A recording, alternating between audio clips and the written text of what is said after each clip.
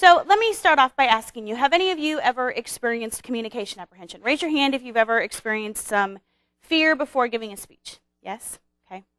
Keep your hand up or raise your hand again if you were surprised by your nervousness when you got up to speak last week. Anybody surprised? Kind of shocked them a little bit? That's what happened to me when I first got up to speak. I thought, oh, this will be no big deal. And I got up to speak the first time, and it hit me like a brick wall, and I started shaking, and my voice was shaking, and I thought, whew, where did that come from? Well, how many of you on the PRCA, the Personal Report of Communication Apprehension, how many of you scored in the low range? Raise your hand if you scored in the low range of the PRCA. You don't remember your score? Do you remember if you were in the average range? Okay. And then how many of you were in the high range? Raise your hand if you were in the high range. There's a few of you in the high range. Okay. If you were in the high range, you would probably remember your score. Come on in. See. Today we're going to talk about communication apprehension, and we're going to talk about some things that you can specifically do to help deal with that nervousness that comes up when you get up to give a speech. We're going to learn about some ways you can build your confidence as a speaker, as well as some specific things you can do to help deal with that. So let's go ahead and get started with a definition for communication apprehension. Communication apprehension is an individual's level of fear or anxiety associated with either real or anticipated communication with another person or persons. And there's a few things I want to point out to you about this definition. Number one is that it's an individual's level of fear. Everybody experiences communication apprehension differently. So as you can see just in this room, some people scored in the low range, some of you were in the average range, some of you were on the high side. So even in this room, we have a range of fear that we experience with public speaking. It's not the same for everyone. It's with either real or anticipated communication. I'll never forget the first time I taught this class. I had a girl in my class who was terrified to speak in public, absolutely terrified. Her score on the PRCA was off the charts, literally. It was just so high, it was just off the charts. And she was so terrified that 3 days before she was supposed to give her first speech, she was not able to sleep, she was not able to eat. Okay, have you ever been nervous about something and it affects your sleep, wakes you up in the middle of the night, makes your stomach upset so you can't eat? Okay. 2 days before she was supposed to give her first speech, she almost got into a car accident, because she was thinking about her speech and she ran a red light into an intersection and almost got into a car accident. Thank goodness she didn't get into a car accident. And I tell you this to tell you that 3 days before her first speech, she wasn't standing up here giving a speech, right? It was just the anticipation of giving that speech that was messing with her. And sometimes that's the way it works for people. Sometimes it's the anticipation just as much as it is the real communication event, okay? So, and then for some people, like I asked you at the beginning of class, it's the actual event. You get up here and you think you're going to be fine, and you get up here and it shocks you how scared you are.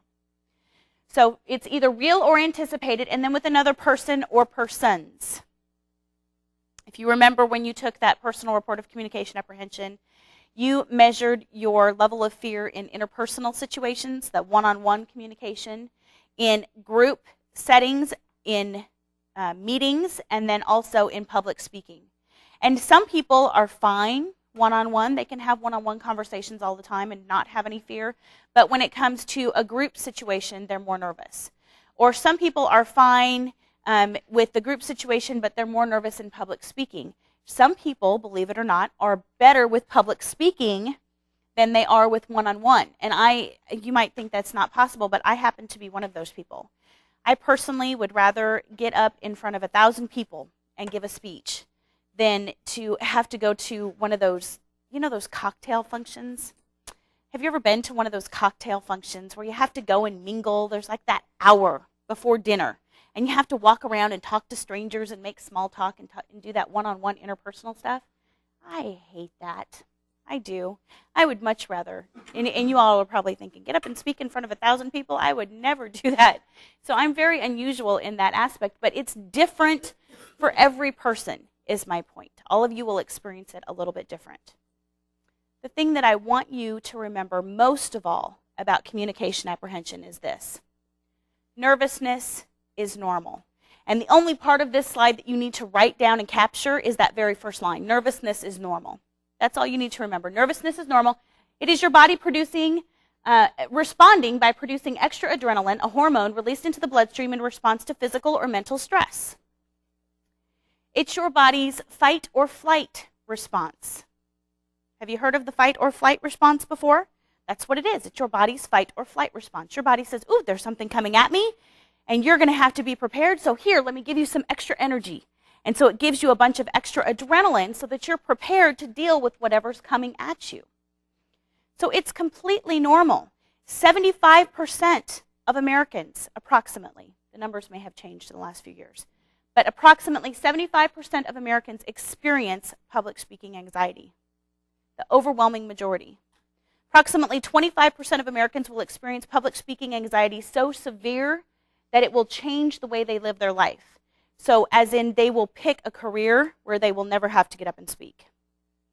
They will choose a college to go to where it's not a requirement to take public speaking because they absolutely won't do it, okay? And that's the minority. That's a small 25% of people. It's not a very small number, but it is a relatively small number compared to the 75% of Americans who experience public speaking anxiety.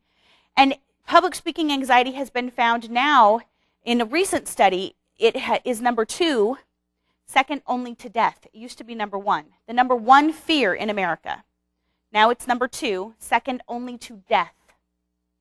So the only thing that people are more afraid of than getting up and giving a speech is dying.